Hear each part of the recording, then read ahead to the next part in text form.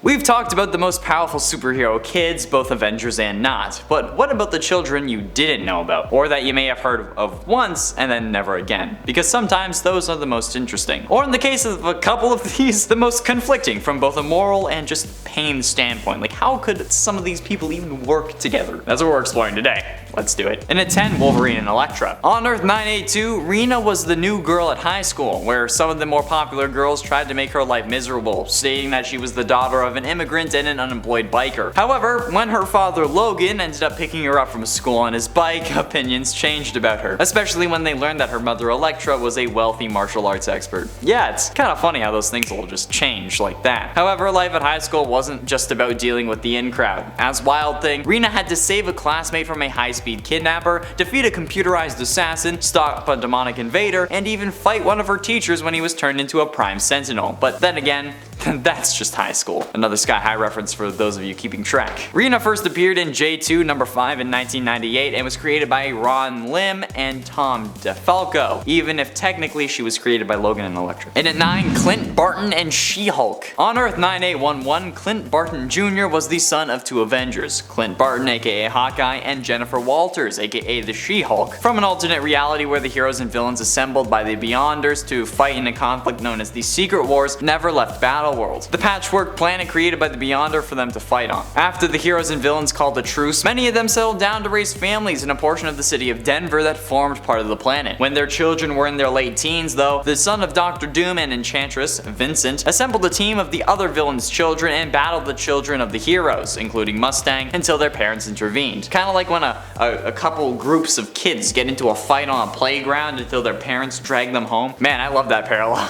Mustang apparently possessed some degree of superhuman strength and durability inherited from his mother, and it is possible that he was as strong as her. However, because his father was not superhuman and due to his young age, it's unknown. Although he is also a skilled marksman because his father's Hawkeye. And at 8, Human Torch and the Wasp. On that same Earth of 9811, Johnny Storm and Janet Van Dyne also had a son. Unlike his hot-headed father and assertive mother though, Matthew had more of a nervous personality. Like I said previously, when the children were in their late teens, Vincent, the son of Dr. Doom and Enchantress, assembled a team of the villains and battled the children of the heroes, including Firefly, until their parents intervened. After the altercation though, the heroes' children used a device created by the Hulk to travel back to Earth. However, they arrived on an alternate Earth where the Sentinels ruled America and they had wiped out most of the planet's mutants and superhumans. After defeating one of the robots, the kids decided that they had a purpose: to rid this world of the Sentinels. Matthew has the powers of both of his parents, pyrokinesis, flight, and shrinking because of Pym particles. Matt can also produce blasts made of solar energy that heats up one's molecules to the extent that the person will be incinerated. His powers also come from the sun or some other heated cosmic force. And if he exerts himself too much, he will actually be left powerless, which I think being small would help with, because like you don't have to punch as hard because it's like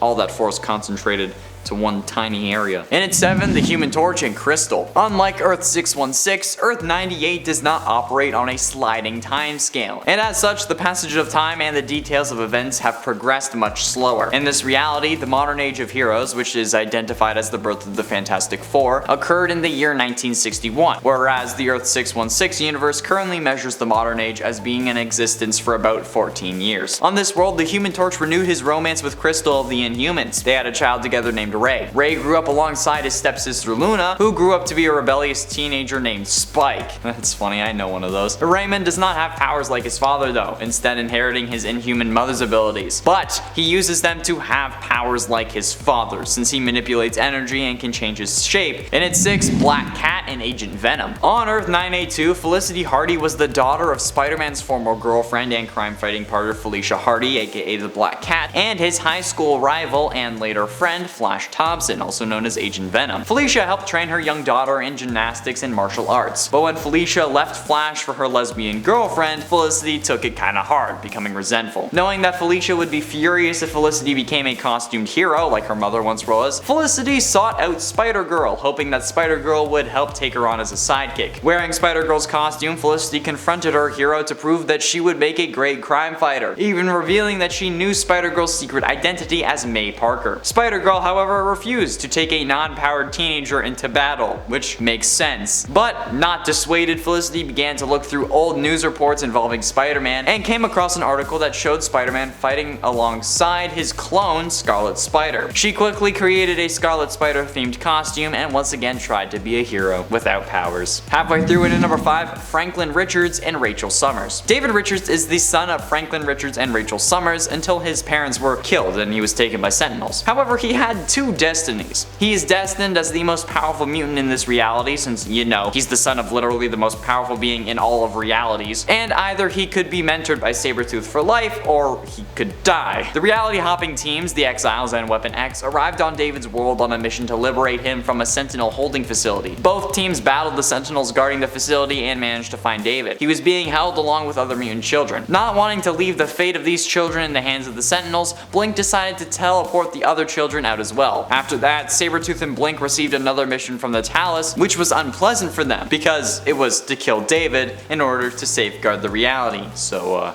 yeah.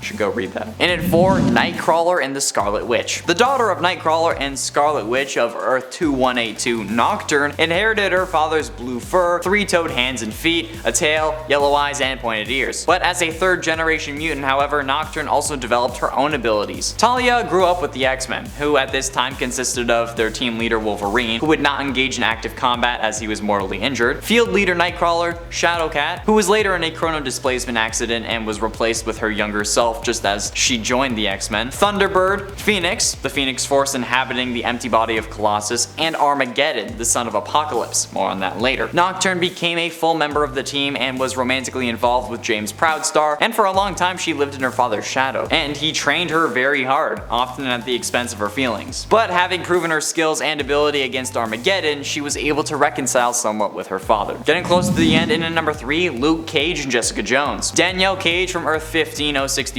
is the Earth's Captain America. In the year 20XX, Danielle Cage became Captain America, having inherited the powers of both of her parents, Luke Cage and Jessica Jones. She was also a member of the Avengers Initiative, first appearing in Avengers Ultron Forever #1 in 2015. One day during one of Manhattan's periodical floodings, the Golden Skull and his henchmen took advantage of the situation and stole several tanks full of helium. Captain America confronted them and easily took down the Skull's two henchmen. However, before she could knock out the villain, she was mysteriously surrounded and swallowed by a rectangle of energy. She was transported to a future universe, 400 years in the future to be exact, along with other heroes from other periods of time. A Jim Rhodes early into his career as an Iron Man, a Thor Odin's son cursed with immortality, the Thor who had temporarily replaced the original, a Hulk a few months into having become a monster, and a Black Widow and Vision from a period of time during which Danielle was a baby. Penultimately, in number 2, Tonya Parker and Clint Barton. You may think that the Ultimate Universe has messed up relationships, but wait until you hear about Earth 807128. The daughter of Peter Parker's youngest daughter, Tonya, and Hawkeye, Ashley Barton did not like the way the Kingpin was running Hammer Falls, so she formed a team of superheroes with her friends and attempted to take control of his territory, only to be captured and set to be executed. Her father broke her out of her cell, only to be shocked when Ashley killed the Kingpin to take over his territory for her own, using her newfound power to attempt to kill him as well. Logan rescued Hawkeye with his Spider-Mobile, and Ashley sent her men after them. Ashley eventually let go of her grudge and embraced her family legacy, calling herself Spider-Girl, and was recruited by the Superior Spider-Man from Earth 616 to kill Karn, an individual who was hunting spider-themed people across the multiverse. First appearing in Wolverine Volume 3 number 67 in 2008, Peter Parker's granddaughter and the original Hawkeye had kids.